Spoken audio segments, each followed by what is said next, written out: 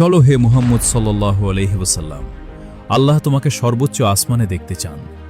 আর এরা কারা হে জিব্রাইল? এরা হলো সুদখোর। এটি মহাবিশ্বের অন্যতম শ্রেষ্ঠ ভ্রমণ। আর ইনিকে হে জিব্রাইল? ইনি তোমার ভাই মুসা। এটি আল্লাহর পবিত্রতম সৃষ্টির অন্যতম শ্রেষ্ঠ মুজিজা। এটি ইসরা ও মেরাজের ভ্রমণ। কিভাবে নবীরা রসুল সাল্লাল্লাহু আলাইহি ওয়াসাল্লামকে স্বাগত জানিয়েছিলেন, সর্বোচ্চ আসমানের পথে কি ঘটেছিল, এবং তিনি কি সপ্তম আসমানে আল্লাহকে দেখেছিলেন? এক রাতে নবী মুহাম্মদ সাল্লাল্লাহু আলাইহি ওয়াসাল্লাম ঘুমাচ্ছিলেন। তখন ফেরেশতা জিব্রাইল আলাইহিসসালাম তার কাছে এসে তাকে জাগালেন এবং বললেন, হে মুহাম্মদ, আল্লাহ আমাকে আদেশ দিয়েছেন তোমাকে শরীর ও রূহ সহ এক মহান ভ্রমণে নিয়ে যেতে, যা মসজিদুল হারাম থেকে মসজিদুল আকসা পর্যন্ত হবে। জিব্রাইল আলাইহিসসালাম আমাদের প্রিয় নবীর জন্য বোরাক প্রস্তুত করলেন। এটি দেখতে ঘোড়ার মতো ছিল, কিন্তু এর দুটি ডানা ছিল। নবীজি যখন চড়ার জন্য বোরাকের কাছে গেলেন, তখন নবী মুহাম্মদ সাল্লাল্লাহু আলাইহি ওয়াসাল্লামের ভয়ে বোরাক কেঁপে উঠল এবং নড়ে চড়ে উঠল। তখন জিব্রাইল বোরাককে বললেন, থামো, আল্লাহর কসম, মুহাম্মদের চেয়ে মহান কেউ তোমার পিঠে চড়েনি। তখন বোরাক শান্ত ও স্থির হল। এরপর নবীজি বোরাকে চড়লেন এবং সেই মহান যাত্রা শুরু হল। তারা মসজিদুল আকসার পথে রওনা হলেন। বোরাকের গতি ছিল বিস্ময়কর। এটি চোখের পলকে দৃষ্টির শেষ সীমানায় পৌঁছে যেত। রাতের নিস্তব্ধতায় সে আকাশ পাড়ি দিচ্ছিল। মসজিদুল আকসার পথে যাওয়ার সময় রসুল সাল্লাল্লাহু আলাইহি ওয়াসাল্লাম খুব সুন্দর একটি সুগন্ধ পেলেন। তিনি জিজ্ঞেস করলেন, হে জিব্রাইল, এই সুগন্ধ কিসের? জিব্রাইল বললেন, এটি ফেরাউনের মেয়ের সেই ধাত্রী মাসিতায়ের কবর থেকে আসছে। অবশেষে তিনি বাইতুল মুকাদ্দাসে পৌঁছালেন। বোরাক থেকে নেমে তিনি সেটিকে বোরাক বাঁধার নির্দিষ্ট দেয়ালে বাঁধলেন। এখানে ঘটে এক আনন্দদায়ক বিস্ময়। তিনি যখন মসজিদে প্রবেশ করলেন, দেখলেন মসজিদটি কানায় কানায় পূর্ণ এবং সমস্ত নবী তার অপেক্ষায় আছেন। নবীদের মধ্যে সর্বপ্রথম তাকে স্বাগত জানালেন মুসা, ঈসা এবং ইব্রাহিম আলাইহিসসালাম। অতঃপর জিব্রাইল আলাইহিসসালাম তাকে সামনে এগিয়ে দিলেন সমস্ত নবীদের ইমাম হয়ে মানব ইতিহাসের শ্রেষ্ঠ 2 রাকাত নামাজ পড়ানোর জন্য। বলা হয়, সেখানে 1,24,000 নবী ও রসুল উপস্থিত ছিলেন। তিনি সূরা ফাতিহা পাঠ করলেন এক গম্ভীর দৃশ্যের অবতারণা করে, যেন তিনি ইসলামের পতাকা গ্রহণ করছেন। নামাজ শেষ করার পর জিব্রাইল তাকে নিয়ে বোরাকের কাছে গেলেন মেরাজের ঊর্ধ্বগমন প্রস্তুতির জন্য। উপরে ওঠার আগে জিব্রাইল নবীর কাছে একটি পাত্রে দুধ এবং একটি পাত্রে মদ নিয়ে এলেন এবং বললেন, পান করুন হে মুহাম্মদ। নবীজি সাল্লাল্লাহু আলাইহি ওয়াসাল্লাম দুধ পান করাকে বেছে নিলেন। তখন জিব্রাইল বললেন, তুমি ফিতরাতকে গ্রহণ করেছ এবং তোমার উম্মতকেও সঠিক পথে পরিচালিত করেছ হে মুহাম্মদ। এরপর তিনি বোরাকে চড়লেন এবং আসমানের দিকে মেরাজের যাত্রা শুরু করলেন। প্রতিটি আসমানের একটি করে দরজা এবং পাহারাদার রয়েছে। নবীজি যখন প্রথম আসমানে পৌঁছালেন এবং প্রবেশের অনুমতি চাইলেন, তখন তাদের জন্য দরজা খুলে দেওয়া হল। সেখানে তিনি আদম আলাইহিসসালামকে পেলেন, যিনি তাকে স্বাগত জানালেন। জিব্রাইল পরিচয় করিয়ে দিলেন যে ইনি মানবজাতির পিতা। নবীজি তাকে সালাম দিলেন এবং আদম আলাইহিসসালাম সালামের উত্তর দিয়ে বললেন, স্বাগতম হে নেককার পুত্র এবং নেককার নবী। তারপর রসুল সাল্লাল্লাহু আলাইহি ওয়াসাল্লাম দেখলেন আদম আলাইহিসসালাম ডানে ও বামে তাকাচ্ছেন। যখন তিনি ডান দিকে তাকাচ্ছিলেন হাসছিলেন, আর যখন বাম দিকে তাকাচ্ছিলেন কাঁদছিলেন। নবীজি এর কারণ জিজ্ঞেস করলে জিব্রাইল জানালেন, আদমের ডান দিকের রূহগুলো হল তার জান্নাতি সন্তান, তাই তিনি খুশি হয়ে হাসেন, আর বাম দিকের রূহগুলো হল তার জাহান্নামী সন্তান, তাই তিনি দুঃখে কাঁদেন। প্রথম আসমানে নবীজি এমন কিছু মানুষকেও দেখলেন যারা চিৎকার করছিল এবং তাদের পেট ছিল বিশাল বড়, যার ভেতর থেকে সাপ বের হচ্ছিল। নবীজি জিজ্ঞেস করলেন, এরা কারা হে জিব্রাইল? জিব্রাইল উত্তর দিলেন, এরা হল তারা যারা সুদ খেত হে মুহাম্মদ।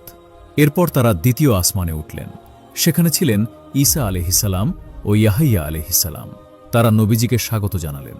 কিন্তু সেখানে নবীজি এমন কিছু নারীকে দেখলেন যাদের চুল ধরে ঝুলিয়ে রাখা হয়েছে।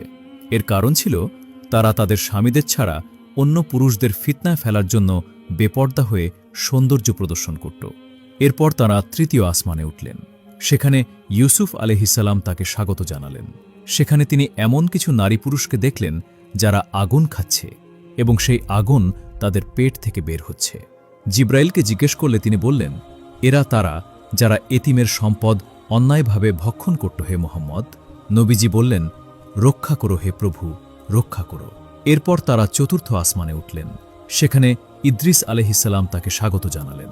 এই আসমানে তিনি এমন কিছু মানুষকে দেখলেন যাদের মুখের কোণ থেকে কান পর্যন্ত চিরে ফেলা হচ্ছে, কারণ তারা মিথ্যা বলত এবং মানুষের মাঝে মিথ্যা গুজব ছড়াত। এরপর তারা পঞ্চম আসমানে উঠলেন। সেখানে হারুন আলাইহিসসালাম তাকে স্বাগত জানালেন। এই আসমানে তিনি শাস্তির আরেকটি দৃশ্য দেখলেন। কিছু উলঙ্গ মানুষকে নিচ থেকে আগুনে পোড়ানো হচ্ছিল। এটি ছিল ব্যভিচারীদের শাস্তি। এরপর তারা ষষ্ঠ আসমানে উঠলেন।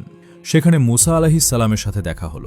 তিনি বললেন, স্বাগতম হে নেককার ভাই এবং নেককার নবী। সেখানে তিনি এমন কিছু মানুষকে দেখলেন যাদের নখ তামার তৈরি এবং তারা নিজেদের মুখ ও বুক খামচে ক্ষতবিক্ষত করছে। এটি ছিল গীবত ও পরচর্চাকারীদের শাস্তি। এরপর তিনি সপ্তম আসমানে উঠলেন। সেখানে তিনি নবীদের পিতা ইব্রাহিম আলাইহিসসালামকে বাইতুল মামুরের পাশে বসা অবস্থায় পেলেন। তিনি নবীজিকে স্বাগত জানালেন। নবীজি জিব্রাইলকে জিজ্ঞেস করলেন, হে জিব্রাইল, এ ঘরটি কি? জিব্রাইল বললেন, এটি পৃথিবীর কাবার মতোই একটি ঘর হে মুহাম্মদ, যেখানে প্রতিদিন ৭০,০০০ ফেরেশতা তাওয়াফ করে। এই আসমানে নবীজি এমন একদল লোককে দেখলেন যাদের মাথা পাথর দিয়ে চূর্ণ করা হচ্ছে, আবার তা আগের মতো হয়ে যাচ্ছে। এটি ছিল তাদের শাস্তি, যারা নামাজ আদায়ে অলসতা করত। অবশেষে সেই মুহূর্তটি এলো যার অপেক্ষা ছিল। তিনি সিদরাতুল মুনতাহায় পৌঁছালেন। এটি একটি বিশাল গাছ যা সপ্তম আসমানের শেষ প্রান্তে অবস্থিত। নবীজি সিদরাতুল মুনতাহার চারপাশে এমন নূর ও রং দেখলেন যা ভাষায় প্রকাশ করা অসম্ভব।